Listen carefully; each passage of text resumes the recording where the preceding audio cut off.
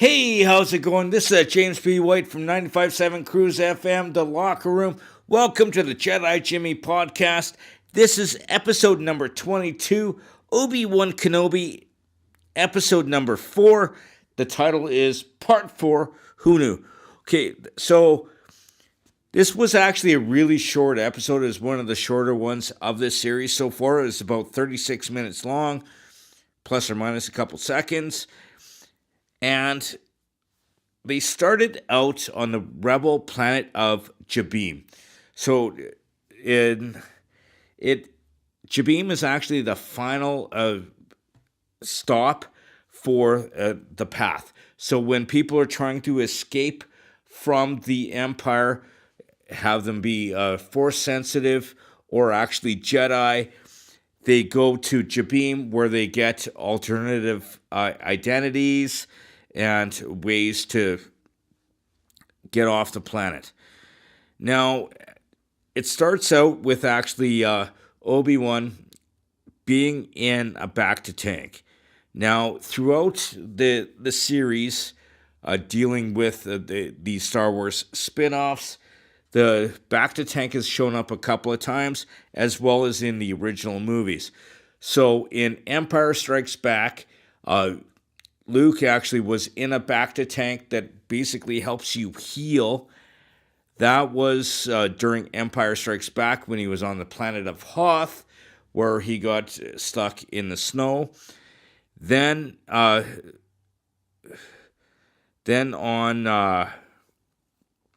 in Boba Fett, he actually had a portable bacta tank that he used to help him heal after he got out of the Sarlacc. So during this series, there's two people that actually use the bacta tank. There is Darth Vader, and he is in one right now to help heal from the burns from, I think it was 10 years ago on Mustafar when basically Obi-Wan left him to die. He's in one right now, but during Obi-Wan's visions, while he was in the bacta tank, the person that he saw in his visions was actually Hayden Christensen in makeup and prosthetics and all that kind of stuff, but still using James Earl Jones' voice because of the face mask. Now, they go from this to they need to go to the Inquisitor Fortress to get Leia back. Now, the Inquisitor Fortress is on the planet of Nur, and the first time this fortress was ever introduced was actually during the video game, which was the Jedi Fallen Order, and it was called the Fortress Inquisitoris. Now, the device, when Obi-Wan was it's a water planet, Nur is, so he's swimming in, trying to get into the planet from down below, and he's using they call it a rebreather, and it's the same device that him and Qui-Gon used in Episode 1 to go to the Gungan city on the planet of Naboo, so they were actually swimming there. It's the same device. Now, the fortress, when he walked into it's close to the beginning. He actually found it was basically a tomb where all Jedi or Force-sensitive people that were captured by the Inquisitors were entombed in some kind of crystal. And there was some very, very important, standout things for me. One was, it was Terra Noob. He was actually a Jedi that Obi-Wan used or dealt with during the Clone Wars. He was a master. He knew the underworld, so basically the mob in Coruscant. He was actually the first one we saw. And then if you look down, there was a number of Force-sensitive people that were in there, but there was also a youngling still wearing the protective helmet. And he was actually one of the younglings that in episode 1, you see a flashback of him trying to escape. He was in this. It actually was a really brutal scene. Now the Seeker droids, so on the Fortress they have these droids. They look kind of like Imperial probe droids, but they're a little bit smaller. They have more arms, and they're actually a tool for the Inquisitors to help search people. Here's a picture. Now, there is a part where where Obi-Wan is fighting a lot of stormtroopers. There's about 10 or 20 of them. It's actually pretty cool. At this point, he's using Form 3, which he is one of the most prolific users of Form 5 of the lightsaber combat. And that is one of the coolest scenes in the whole episode.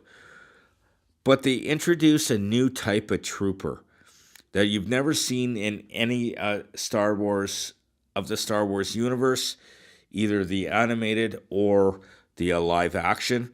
They're called Inquisitor. They're called Purge Troopers. So they actually, after Order 66 was done and they thought all the Jedi were gone, the Purge Troopers actually joined the Inquisitors to help destroy the rest of the Jedi that were sprinkled throughout the universe. Now, if we go a little bit further, the speeders that actually helped Obi-Wan, Tala, and Leia escape were actually T-47 airspeeders. You may have seen them before. Empire Strikes Back, they were called snow speeders.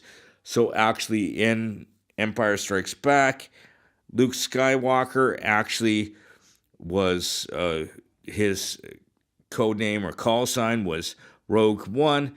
They were the snow speeders on the planet of Hoth that he was able to use the grappling hook to take out the legs. So exact same style speeder. Now Vader and the Inquisitors are searching for the path, which is the underground to help Jedi escape from the grasp of the Empire. So anybody who's a Jedi or Force sensitive, the path is basically an underground to get them to a central location, which is on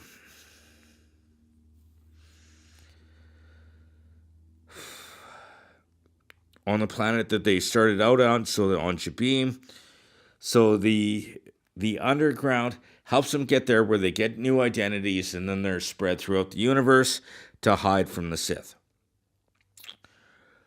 So they captured Leia again, and they captured her at the end of the last episode, and they were trying to interrogate her to get the information out. You know, one thing I find really funny is Reva was trying to use the Force to pull the information out of Leia's mind. But with the fact that Leia is Force sensitive, even at this point, was able to keep her out of her mind. And what I find kind of interesting is Reva didn't catch on that Leia was Force sensitive at that point. Now, the device that they used to torture her, it's a platform with these arms that kind of shoot like basically electroshock treatment. It was the exact same device that the Inquisitors used in the Rebel series to torture both Kanan Jarrus and it doesn't matter. So Kanan Jarrus, who was a Jedi in the Rebel series. Now, the one thing that Reva did is she, from the wall in the safe room, there was an etched-in symbol on a piece of wood. And Reva cut it out and showed it to Leia and said, we know this is part of the path. This symbol was actually the symbol of the Jedi Order from the pre-Empire days, so during the time of the Republic. And I thought that was actually really cool. Now, the tracker that the third sister, or Reva, sent with with Leia, Obi-Wan, and all the people that helped escape was actually in Leia's robot, or little robot flying thing, Lola. So I have a prediction that's going to happen in the next couple episodes. Stay tuned. Now, at this point, there was no new lightsaber that was actually added to this one, so I can't really explain any two lightsaber types. But the lightsaber form was actually, Obi-Wan was badass when he was fighting against the troopers, the purge troopers, and using the Force to hold the window from collapsing when they were underground. He used Form 3, which is Ceresu. In a bit, I'm actually going to show you some clips from that of that style, which I will demonstrate myself. That'll be a bit later. But now I'm going to go into my predictions. So I still have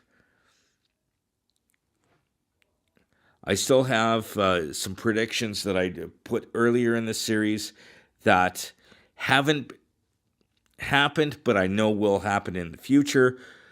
Prediction number 1.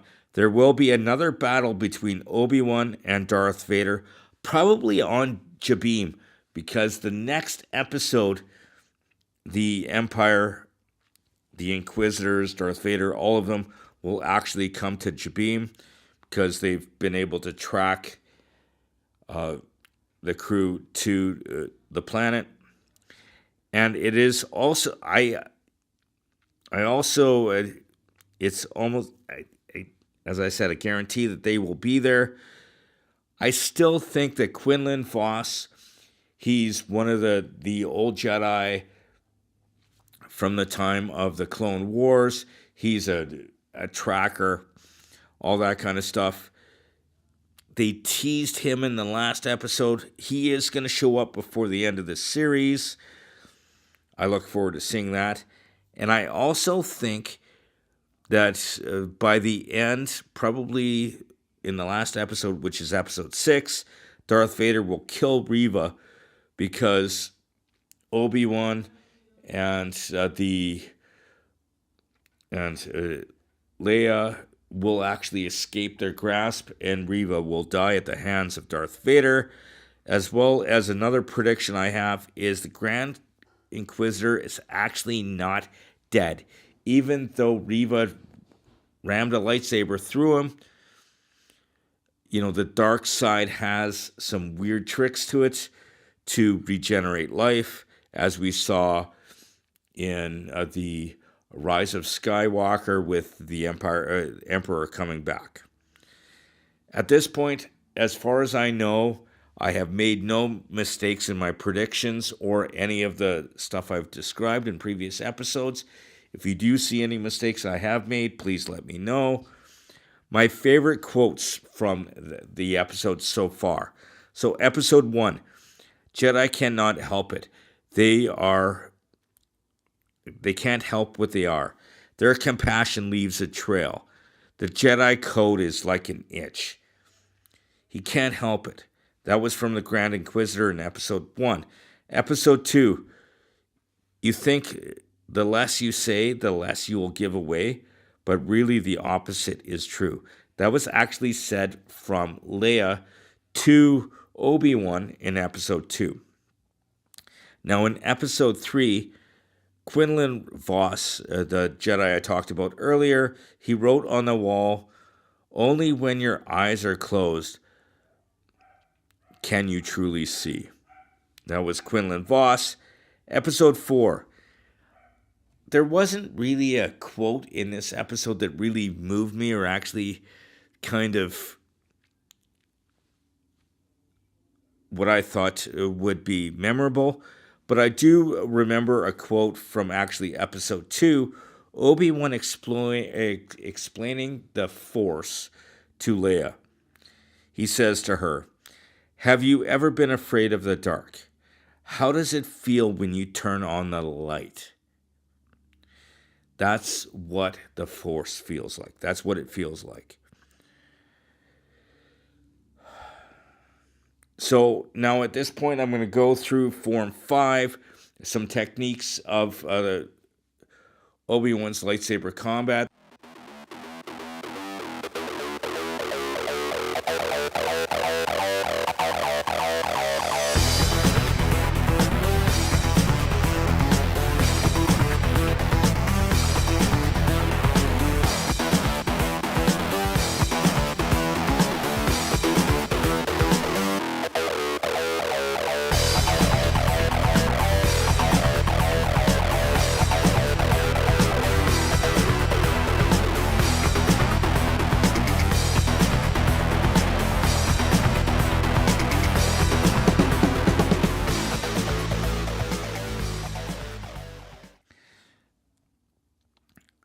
Now, in this episode or previous episodes, if you've seen any mistakes I've made, either predictions or something I explained wrong or whatever, please comment or send me a message and I will deal with it in the future. Now, I look forward to seeing you next week. We only have 2 episodes of this series left. What can go wrong? This is such a great series so far. It's exceeded all my expectations. And so the next episode will actually deal with episode number 5. Woo! Yeah, baby. Now, I really do need to thank all my sponsors. A huge thanks to the Dean Blondell Network on deanblondell.com, where you can find my podcast and many others. And so go there to find your podcast. I need to thank them. As well, I need to thank my good friend Army Chris, Fire for Effect Productions. Also, I like to call it Fire at Will Productions. What can go wrong? He has the setup for me. We get her done. I look so forward to seeing you next week. May the Force be with you. Always.